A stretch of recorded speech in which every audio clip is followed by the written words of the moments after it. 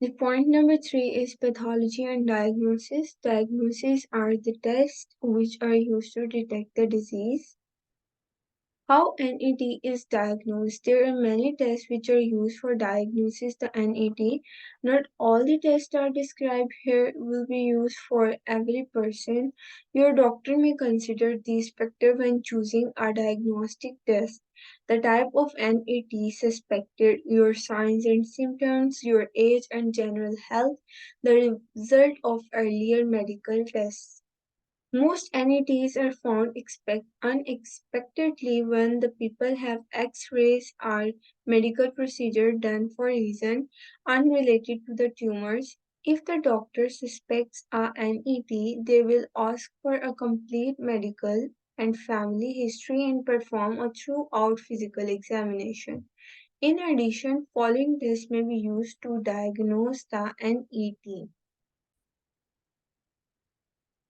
The first test is named as biopsy. A biopsy is the removal of small amount of tissues for examination under a microscope and is carried to make a diagnosis of NET.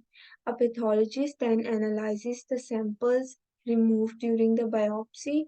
The pathologist is a doctor who specialized in interpreting laboratory tests and evaluating cells, tissues, and organs to diagnose the disease. If the pheochromocytoma is suspected, a biopsy should not done unless it is absolutely necessary to confirm a diagnosis. A biopsy of these tumors can be life-threatening.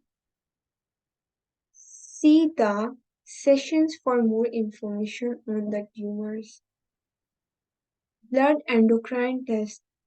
The doctors may need samples of your blood and urine to check for the abnormal level of hormone and other substances. Tests of urine or blood check the amount of 5-hydroxyindoleacetic acid or broke down product of serotonin which is made by some NETs. Measurement of blood serotonin level may also be taken. However, these are less reliable due to fluctuation. A blood test to measure the chromatographin a protein which is produced by tumor cells, is also sometimes performed under diagnosis. Chromogranin A is a tumor marker and is not a hormone. It is not a part of diagnostic testing. Biomarker testing of tumor. Your doctor may recommend running laboratory tests on the tumor to identify the specific genes, proteins, and other factors unique to the tumor. This may also call molecular testing of the tumor, which results of these tests can sometimes help determine your treatment options. This testing is less helpful in NETs than in other cancers. The next one is endoscopy. An endoscopy allows the doctor to see inside the body with a thin, lightened, and flexible tube which is known as endoscope. There are many different types of endoscopy, including upper endoscopy to examine the esophagus and the stomach, and colonoscopy to examine the rectum and the colon. The person may be sedated as the tube is gently inserted into the body. Sedation is giving the medication to become more relaxed, calm, or sleepy. It is basically anesthesia. If an abnormality is found, a biopsy will be performed. Ultrasound. An ultrasound uses the sound waves to create a picture of an internal organs.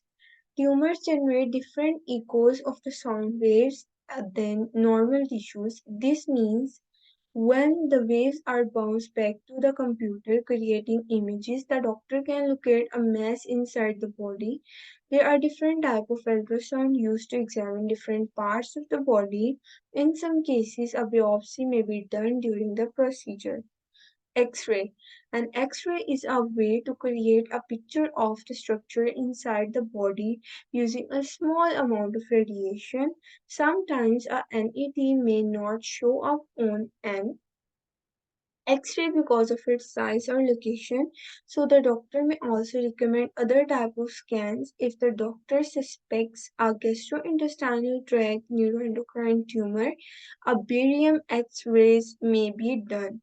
A person swallows a liquid containing barium that coats the lining of the esophagus, stomach, and intestines. Then a series of X-rays is taken. Computed tomography, which is also known as CT or CAT scan. A CT scan takes a picture of inside of the body using X-rays taken from different angles. A computer combines three pictures into a detailed three-dimensional image that shows any abnormalities or tumors. A CT scan can be used to measure the tumor size. Additionally, a CT scan is used to see if a tumor has spread to the liver or not. Sometimes a special dye, which is known as contrast medium, is given before the scan to provide better details on the image. This dye can be injected into the patient veins or given as a pill or liquid to swallow. Magnetic resonance imaging. An MRI using a magnetic fields, not X-rays, to produce a detailed image of the body. MRI can be used to measure the tumor size. A special dye, which is known as contrast media, is given before the scan to create a clearer picture, which is also given during the CT scan. This dye can be injected into the patient veins or given as a pill or liquid to swallow. The last one is nuclear medicine imaging. During this test, the small amount of radioactive drugs, which are known as tracer, is injected into the patient's vein. The body is then scanned to show where the radioactivity has built up in the body. However, the amount of the radiation in the substance is too low to be harmful. The PET-CT scans are the type of nuclear imaging which is used for nuclear endocrine tumors. There are three types of tracers which are used in PET scan. They are gallium 68 dotatate, copper 64 dotatate, and fluorodeoxyglucose. Ga68 dotatate PET and Cu, which is copper 64 dotatate PET, are forms of the somatostatin receptor imaging and are primarily used to look at the slow growing NETs, which are grade 1 and 2, and well differentiated grade is 3. Somatostatin receptors are the proteins which are present on the surface of our neuroendocrine tumor cells that serves as the target for these imaging agents.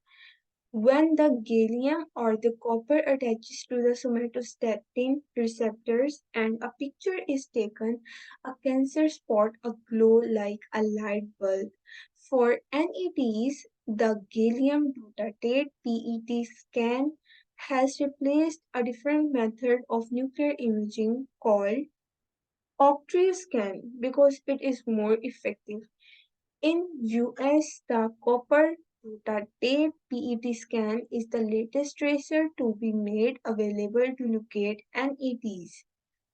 FFTG PET scan is another type of PET scan which is also known as PET scan, but it does not use the somatostatin receptor. It sometimes used for the faster growing NETs, which is grade number 3.